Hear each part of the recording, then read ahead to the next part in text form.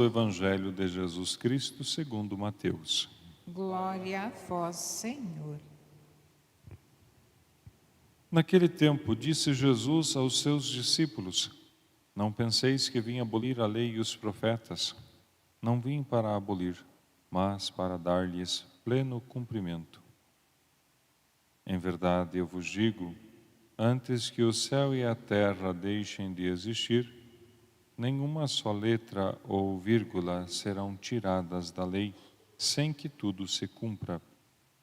Portanto, quem desobedecer a um só destes mandamentos, por menor que seja, e ensinar os outros a fazerem o mesmo, será considerado o menor no reino dos céus. Porém, quem os praticar e ensinar, será considerado grande no reino dos céus. Palavra da salvação. Glória a vós, Senhor.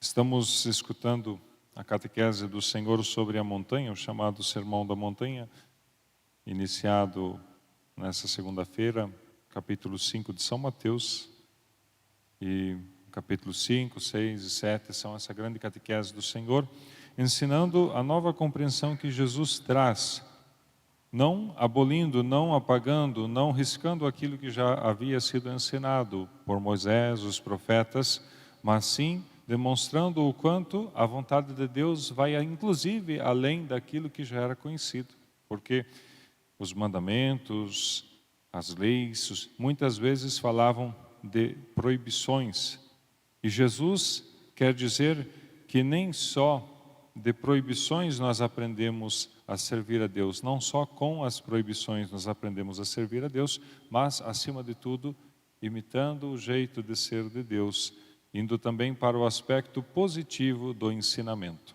E aqui, tomo por base aquilo que às vezes nós fazemos, inclusive, diante de uma confissão. O que você vai fazer de diferente a partir de agora? E a pessoa diz, não vou fazer mais esses pecados. Isso é pressuposto, senão seria inválida a confissão, Porque se eu estou ali confessando, arrependido, não tem como eu dizer que eu vou voltar a fazer alguns daqueles. E nós pensamos somente no sentido negativo. O que eu vou fazer de diferente? O que eu vou fazer de positivo? O que eu vou fazer de construtivo para edificar a minha vida em Deus? Não basta só tirar a sujeira, não basta só tirar as coisas ruins, pois o próprio Senhor diz que a casa não deve ficar vazia. A nossa vida não deve ficar vazia sem aqueles pecados, deve ser plena da graça de Deus, de boas ações. E é nesse sentido que Jesus também ensina que não basta não ter coisa errada na vida, não basta não fazer aquilo que é errado, não basta não pecar. Se faz necessário glorificar a Deus em obras, em orações e uma vida também cheia do Espírito Santo, que procura edificar a vida dos outros igualmente, e nesse sentido, dar glória a Deus, manifestar a glória do Senhor. Por isso, o ensinamento de Jesus, a partir do Sermão da Montanha, a partir das bem-aventuranças, vem nos ensinar que não basta não pecar. Não basta não fazer nada de errado, não basta não fazer as coisas que não são da vontade de Deus. Se faz necessário buscar as coisas que dão sentido à nossa vida, que também nos expressam o quanto a dignidade, o quanto o servir a Deus, de fato vai nos preencher, nos tornar também felizes e realizados, num sentido muito mais pleno do que a felicidade e a realização que o mundo prega. Essa felicidade e essa realização, que dentro da perspectiva de Jesus, passa também pelo doar-se ao outro, pelo ajudar as outras pessoas, igualmente, não ter a si mesmo como centro, mas a partir de Cristo ser o centro da nossa vida, que vai servir a nós e também aos outros. E eu, apoiado em Cristo, vou então ao encontro do irmão e vou também movimentar a minha fé, a minha espiritualidade. Mas o eixo será o Cristo e não o meu umbigo, não os meus interesses e aquilo que a princípio seria bom para mim. E nessa perspectiva de que não basta não fazer as coisas erradas, Jesus veio dizer que que o ensinamento dele não nega os mandamentos, de forma alguma, né? Não penseis que vim abolir a lei e os profetas. Não penseis que eu vim tirar aqueles ensinamentos que vocês já tinham, aquelas proibições. Eu não vim abolir, não vim excluir, não vim começar do zero, mas muito pelo contrário, vim dar pleno cumprimento. E Jesus mesmo diz que antes que o céu e a terra deixem de existir, nenhum só jota será tirado da lei.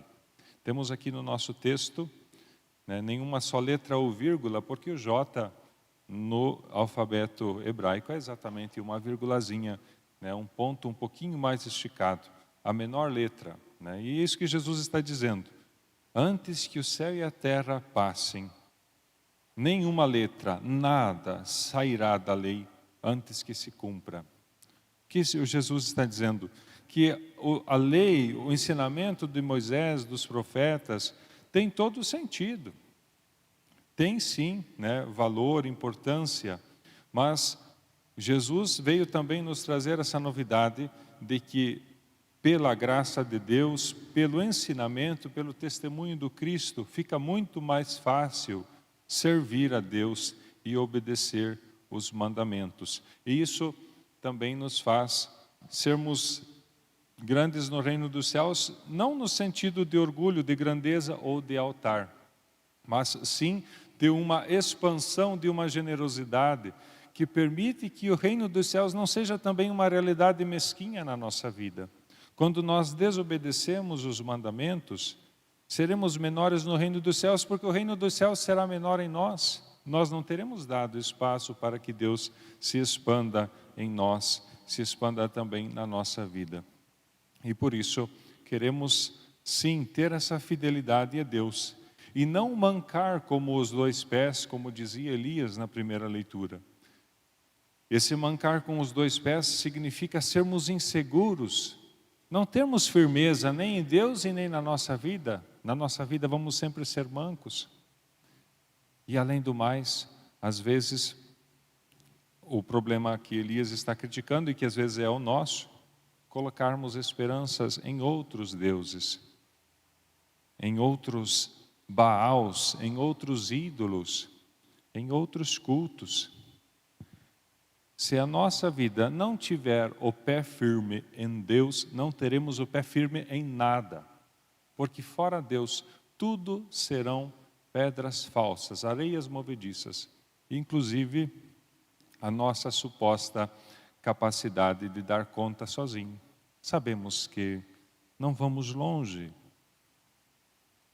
Uma gripe, né, uma doença, já vão nos apresentar a fragilidade da nossa vida, enquanto que a solidez e a vontade de Deus, a sua ressurreição em Cristo Jesus, são uma segurança muito concreta. Portanto, precisamos sim ter as pernas, os pés firmes no Senhor, não mancar com os dois pés, né?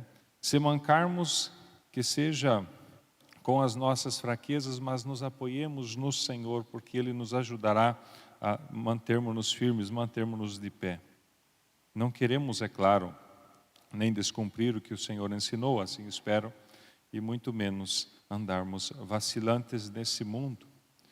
E como padres marianos, lembramos hoje uma memória que não aparece no calendário brasileiro, né? Porque são os 108 mártires da Segunda Guerra Mundial. Entre eles se encontra os padres Jorge e Antônio, que eram da congregação dos padres marianos. Na Capela Redonda tem imagem destes dois co-irmãos nossos. E eles, na hora em que podiam ter deixado o povo, ficaram com o povo que ia ser depois exterminado pelo exército nazista, e quiseram ali ser a presença de Deus, que acolhe, que não abandona, que dá força, que sustenta a fé. Tinham seus medos, sim, conhecemos um pouco a história deles, e alguns estavam com medo de ir para aquele terreno de guerra, mas depois fortaleceram a sua fé, acompanharam aquele povo, e depois por não quererem fugir, foram queimados juntos com os idosos, as mulheres, as pessoas doentes do vilarejo de Roshitsa, lá na Bielorrússia. Eram pessoas que tinham o pé firme no Senhor e que também queriam viver a plenitude dos ensinamentos de Deus. Que Jesus nos ajude também nessa nossa generosidade de fazer o bem, de cumprir as bem-aventuranças, viver as alegrias de Deus e também espalhá-la, tornar felizes os irmãos que estão conosco, mas sempre à medida em que tivermos a certeza de que somos guardados e guiados pelo Senhor e que temos os pés firmes nele. Não queremos mancar com os dois pés, não queremos ser vacilantes, queremos ter somente o Senhor como nosso único Senhor. E que esta Eucaristia nos ajude, a misericórdia de Deus nos conquiste e a sua graça nos encaminhe os passos para a vida eterna.